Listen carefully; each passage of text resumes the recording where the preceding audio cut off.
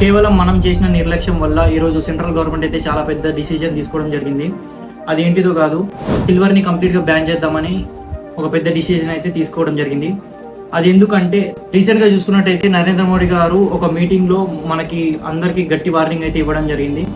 1 సంవత్సరం పాటు గోల్డ్ మరియు సిల్వర్ కొనుగోలు తగ్గించండి అని. కానీ మన వాళ్ళు ఏం చేస్తారు, గోల్డ్ సిల్వర్ కొనుగోలు తగ్గించండి అని చెప్పినప్పుడే మన వాళ్ళు అదే రోజు ఎక్కువ కొనుగోలు చేస్తారు. ఏ రోజైతే నరేంద్ర మోడీ గారు ఆ మాట అయితే అన్నారో దాని నెక్స్ట్ డే ఏమైందంటే 11,000కు పైగా టాప్ కొట్టింది మార్కెట్ గోల్డ్లో. బంగారం మరియు వెండి కొనుగోలు తగ్గించడం వెనుక కారణం ఏంటిది అంటే మన రూపీ వాల్యూ డిప్రిషియేట్ అవ్వడం, డాలర్ వాల్యూ పెరగడం. డాలర్ వాల్యూ పెరగడం వల్ల ఏమవుతుందంటే, ఎందుకంటే మనం బంగారం మరియు వెండి ఇంపోర్ట్ చేసుకోవాల్సి వస్తుంది. స్విట్జర్లాండ్, దుబాయ్ మరియు సౌత్ ఆఫ్రికా నుంచి ఇంపోర్ట్ చేసుకుంటాం. దానికి బదులుగా, బంగారానికి బదులుగా మనం డాలర్స్లో పేమెంట్ చేయాల్సి వస్తుంది. మన రూపీ వాల్యూ డిప్రిషియేట్ అవ్వడం వల్ల ఏమవుతుందంటే ఎక్కువ డాలర్స్ పే చేయాల్సి వస్తుంది.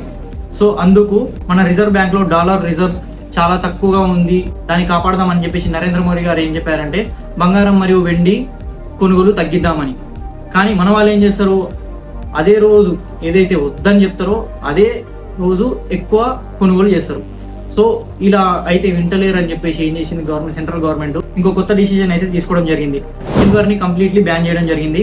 పెట్రోల్ మరియు డీజిల్ విషయంలో కూడా సేమ్ ఇదే జరిగింది. పెట్రోల్ వాడకాన్ని తగ్గించండి అని మన మంచి కోరి గవర్నమెంట్ చెప్తే మన వాళ్ళు ఏం చేస్తారు, అదే రోజు పోయి ఫుల్ ట్యాంకులు కొట్టించుకొని అందరూ ఒకేసారి పెట్రోల్ కొట్టించుకొని మన దగ్గర ఉన్న స్టాక్ మొత్తం కంప్లీట్గా డ్రై చేసుకొని ఇంకా కొత్త క్రైసిస్ క్రియేట్ చేస్తారు.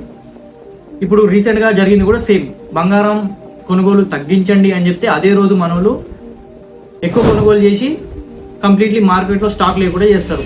సరే, అది అయిపోయింది. అట్లా చేస్తే ఇంటలేరు అని చెప్పేసి ఈరోజు సిల్వర్ కూడా బ్యాన్ చేయడం జరిగింది. కానీ ఈ రోజు ఏమైంది, జస్ట్ ఒక్క రోజులో 10,000 పెరిగింది సిల్వర్.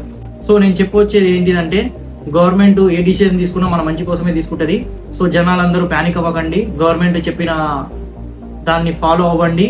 మన దేశాన్ని మనం కాపాడుకుందాం, మన రూపీని మనం కాపాడుకుందాం.